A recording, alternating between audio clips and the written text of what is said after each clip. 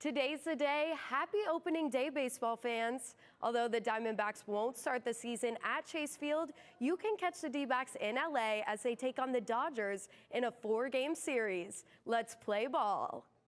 Regardless of rumors about possible head coaching job opportunities on the East Coast, Arizona State head basketball coach Bobby Hurley said his commitment remains to Tempe. Quintera's staff featured 4 future NFL head coaches: Bill Callahan, Marty Morningweg, Brad Childress, and Andy Reid, head coach of the Super Bowl-bound Kansas City Chiefs. In unexpected fashion, Tommy Lloyd and the number 2 seeded Arizona Wildcats lost all hope of an NCAA tournament run after they fell to Princeton 59-55. This is the second time that Arizona has lost to a number 15 seeded team in the tournament as a number 2 seed, and all there's left to do is go back to Tucson. All right, Coach, your season starts tomorrow. What can Sun Devil fans look forward to most this year at Sun Devil baseball games? Hopefully bringing back a winning tradition and getting our program back to the top in the country. So we're excited about it. We're excited to have the fans back out and get a brand of baseball back to Arizona State that we're all proud of. We're looking forward to a wide variety of walk-up songs, but if you had one, what would you pick? Oh, there's nothing better than Sweet Child of Mine by Guns N' Roses. All right, fair enough. And then what traditions do you appreciate most about Sun Devil baseball? Oh, beating the hell out of the team down south. All right, thank you so much, Coach. So Arizona has earned that 2 seed, but GCU and Arizona State are a little lower on the bracket. With GCU winning a smaller conference tournament, the committee slotted the Lopes into the 14th seed in the West, and they will take on Gonzaga in Denver on Friday. Arizona State gets to hit the dance floor early as the Sun Devils will battle with Nevada for an 11 seed on Wednesday in Dayton. The winner of the play-in will see TCU in Denver on Friday following the GCU game. The World Baseball Classic has been underway for a few days now, with Pool C taking place here in the Valley at Chase Field. Team USA fell last night to Mexico, putting a hiccup in their quest to win it all. Phoenix Raceway hosted its first NASCAR Cup Series race for the season on Sunday. NASCAR debuted a new rules package for short tracks in the race, and as Cronkite Sports reporter John Busker tells us, it made a difference in the outcome. Let's now send it over to the 3rd member of our team and catch up with Lindsay Zienty. All right, guys, tonight we are looking at 2 very young teams with key leaders who have paved the way for their less experienced teammates. One of those being senior Brophy guard Connor Fitzgerald, who has been out since the beginning of the season with a torn ACL. I spoke with Coach Matt Hooten earlier this week, and he said regardless of Connor's playing status, he has been a key leader off the bench, so don't be afraid to look over there for some energy and support. Back to you guys. It's been a back and forth game, Hayden. What was your mindset on the last possession there? It wasn't even supposed to go to me. We were just supposed to get a bucket, get a dub, and it worked out to come to me. Made this big shot. It worked out perfectly. And your football won the state championship earlier this year. Now you bring home the basketball. How does that feel? What do you have to say to the Highland community? We just all love each other. We're super supportive. Want all of us to win. We show out to everything. Yeah. All right, congratulations. Speaking of the Dodgers, catcher Austin Barnes now suits up for the men in blue. You might remember him from his time at ASU. To kick off this 2023 baseball season, we thought we'd have a little fun playing 5 questions with the former Sun Devil. Here's Ana de la Cruz.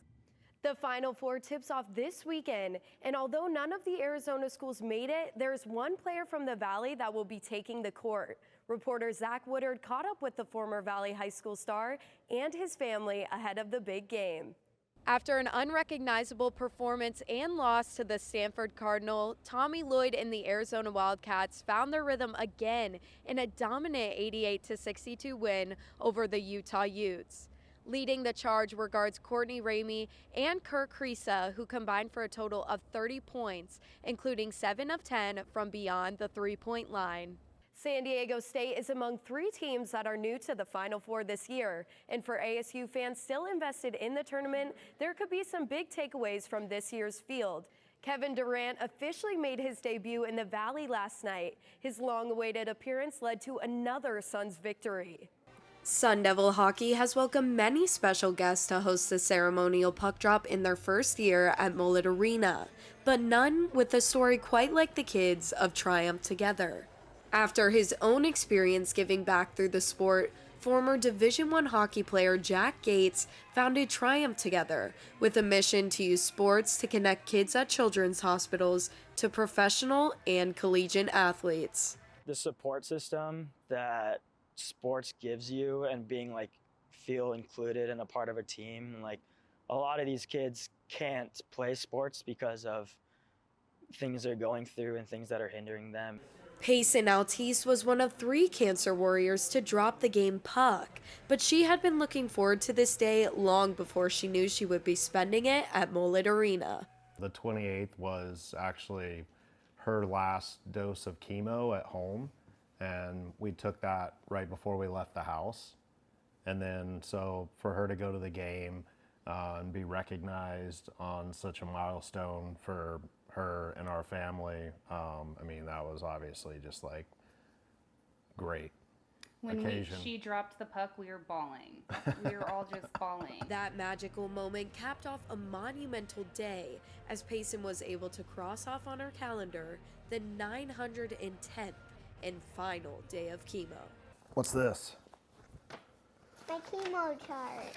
Chemo chart. As you can see, we crossed off every day as we went along, and we finally reached the end. So Payson's best friend and fellow cancer warrior Mac Porter was also in attendance with his mother Danny to drop the puck. What may have been a typical Saturday night out for other families in the Valley symbolized much more for both Payson and Mac.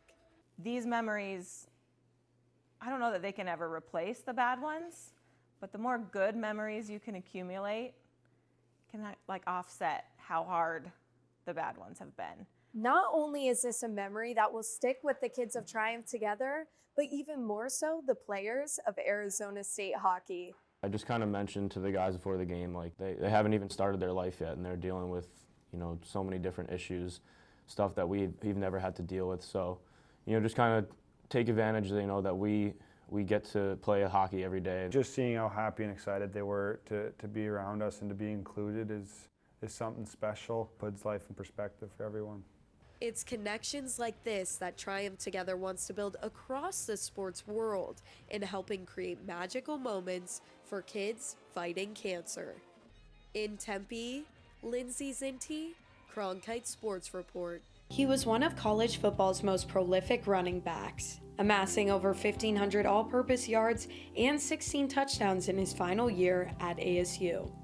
Now, Rachaad White prepares for the biggest moment of his football career, the NFL Draft. Honestly, I'm just looking forward to see where I go. Though he's not expected to be a first-round pick, White made a good impression at the NFL Combine and at Sun Devils Pro Day.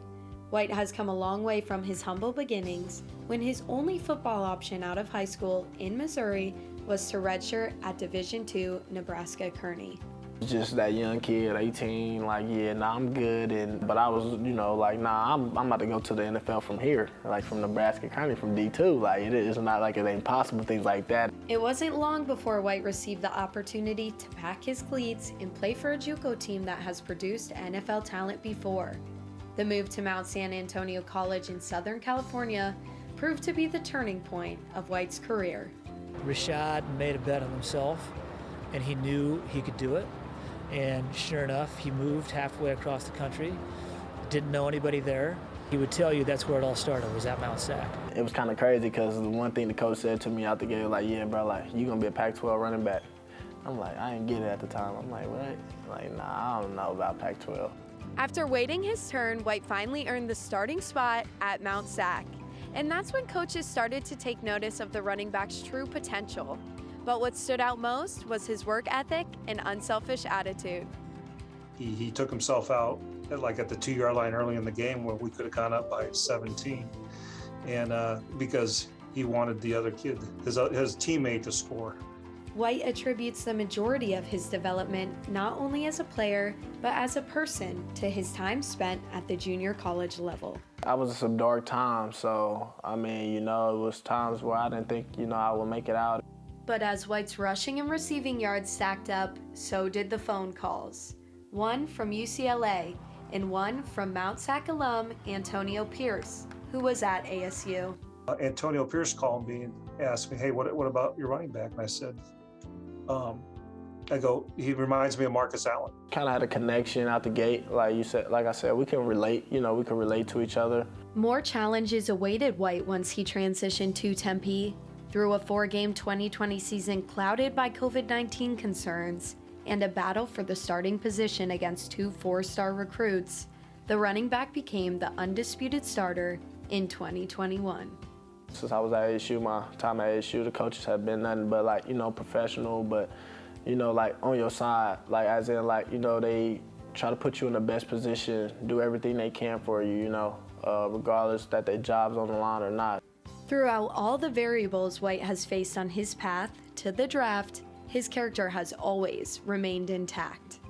He's humble, he's grateful, he's interested in things, he's honest, he's not the type to complain, even though he's had obstacles in life, but he's overcome all those obstacles and he continues to do it. No matter where he falls on draft day, White is sure to enjoy the journey to his next destination. I'm just looking to see where I go, and then when I get there, I don't know, I'm just, you know, looking forward to, you know, just keep having fun, enjoying the game, and I feel like everything else will take care of itself. In Tempe, Lindsay Zienty, Cronkite Sports Report.